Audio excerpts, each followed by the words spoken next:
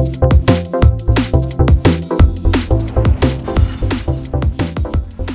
distant colony world completely covered in grasslands seems to hold the key to both a lost alien civilization and curing an interstellar plague, but the planet's native creatures have secrets of their own.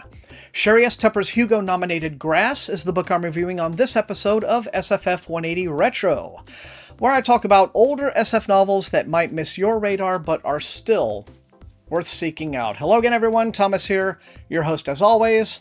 Thank you so much for joining me. Sheri S. Tepper was one of fantasy and science fiction's unique voices. Her novels were often controversial, at times even off-putting, but for fans who like their speculative fiction to be a feast of ideas, they were rich with tales of human societies in turmoil, both internally, in regards to power dynamics, gender roles, faith and ideology, and externally, as humanity encounters other forms of life and wrestles with new and unfamiliar knowledge. The Hugo-nominated Grass is widely considered to be among Tepper's 2 or 3 best books. It's excellent, though definitely flawed, but the flaws aren't enough to diminish the things it does so well. A multi-layered far-future science fiction quasi-western?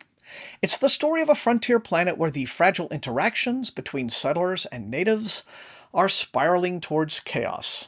But it's also the story of one woman's journey towards her spiritual and intellectual emancipation from a life controlled by an oppressive culture and the role she was brought up to play in it as a woman. Make no mistake, Tepper is in full fuck the patriarchy mode here, but we're not burdened with any polemics. Grass is first and foremost and often jaw-dropping widescreen cinematic melodrama that in its best moments is as thoughtful as it is thrilling. Apple TV could do wonders with it. Human civilization has spread among the stars, most of it still under the sway of sanctity, a theocracy entrenched on old Earth that, in true theocratic form, suppresses knowledge in the pursuit of absolute power. As a terrifying plague with a 100% fatality rate begins sweeping through all the colonized worlds, Sanctity maintains an official narrative of denying its existence. That sounds familiar.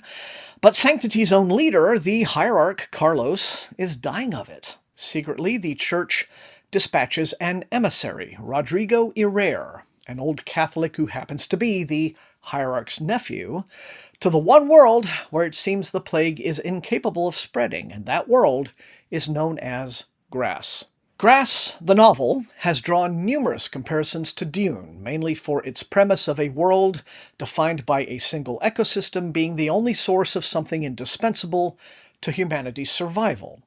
Tepper adds to this an exploration of religious notions of good and evil, sin and redemption. Right from the jump, Tepper is offering some absolute god-tier world building. In a brief opening chapter setting the scene, Tepper shows a command of language that is breathtaking and poetic without being pretentious as she describes endless prairies, not just amber waves of grain, but rippling oceans of grass of every color under the rainbow and every size and texture, from little mats of mossy scrub to towering stalks like forests. Few SF novels have invited us to immerse ourselves in the physicality of their worlds quite like this. Rigo travels to Grass with his wife, Marjorie Westriding, and their 2 children, as well as a full retinue. Rigo has drawn the derision of some critics for being a caricature of the entitled, controlling, but deeply mediocre patriarch, so indifferent to his own hypocrisy he sees no problem in seething with jealous rage that Marjorie might be attracted to another man, while he himself has brazenly included his own mistress in his entourage.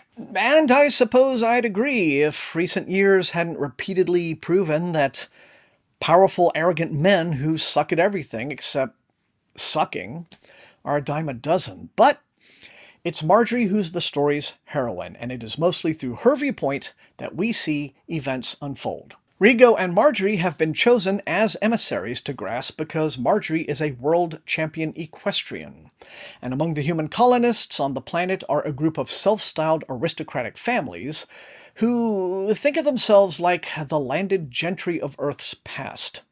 calling themselves the Bonds, these families actually just huddle in their walled estancias, while the actual running of the colony is left to all the normies, living in Commoner Town, where they have a spaceport and a hospital and trading posts and bars and restaurants and, all the things actually interesting to people who have a life. The Bonds enjoy the old-time English sport of fox hunting, of all things, but on grass, it works a little different. Grass is home to a species called the hippie, which can best be described as what-if velociraptors but make them horses.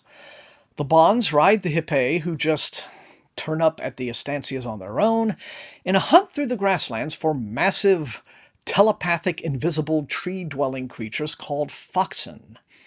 Now, it's immediately apparent none of these creatures are mindless beasts, but highly intelligent and cunning alien beings with intentions of their own. But the Bonds just live in the thrall of their aristocratic fantasies, despite the fact the hippie occasionally do things like kidnapping their daughters for no known reason. Now, I still haven't said much about Marjorie, even though she is a remarkable protagonist whose journey towards greater understanding of the many mysteries of grass strengthens her growing alienation from and inspiration to leave a restrictive life, mired in a dogmatic culture of ignorance, misogyny, and a refusal to abandon the past. But so many other characters make a strong impression as well, such as Rillaby Chime, a young acolyte banished to grass by Sanctity for refusing to shut up about the plague, which killed his whole family. Rillaby joins a group of penitents called the Green Brothers, who are excavating the ruined city of an ancient alien race called the Arbai, whose inexplicably abandoned cities remain on many worlds, and whose disappearance plays a key role in understanding the link between grass and the plague. Grass is a sprawling epic of worlds in collision, and people in collision with those worlds, with their beliefs and their true desires, and finally, each other. As I said, it's not without its problems. Hard science nerds will probably roll their eyes at some of the revelations about the hippie and other native species, as well as how the plague works, with Tepper seemingly just pulling her own wacky pseudo-biology out of a hat. But in the context of the action, it's not impossible to allow yourself the suspension of disbelief. Taken in full, Grass is an extraordinary achievement that tests the limits of what science fiction allows our imaginations to consider. And if the scene where Marjorie experiences her first orgasm riding on the back of a wild foxen can be reasonably judged as laying it on just a bit thick, well, all I can say is go, girl. And there you have it. That's all I've got time for on this episode of SFF180 Retro. Remember, the most important thing, these are reviews. You are not always going to agree with me, but if you enjoyed watching, please slam that like button, share the video far and wide with all of your SFF reading friends, and above all, please subscribe if you have not done so. That is how the channel grows. You can also support the channel at my TeePublic store and at my Patreon, where recruits into Wank's Army occasionally get little perks like early access to some of my videos if I finish them early, but mostly the purpose of the Patreon is to help me pay Matt Olson, my amazingly gifted, wonderful, talented channel artist who does all of my great thumbnails for me, who did the amazing animation on the Space Opera September announcement video from early this month. So wonderful stuff, and yes, that additional support from those of you who choose to do Patreon is greatly, greatly appreciated. And I want to thank all the rest of you guys for being the very best viewers in all of BookTube. And until I see all of you next time, stay safe and healthy, and happy reading.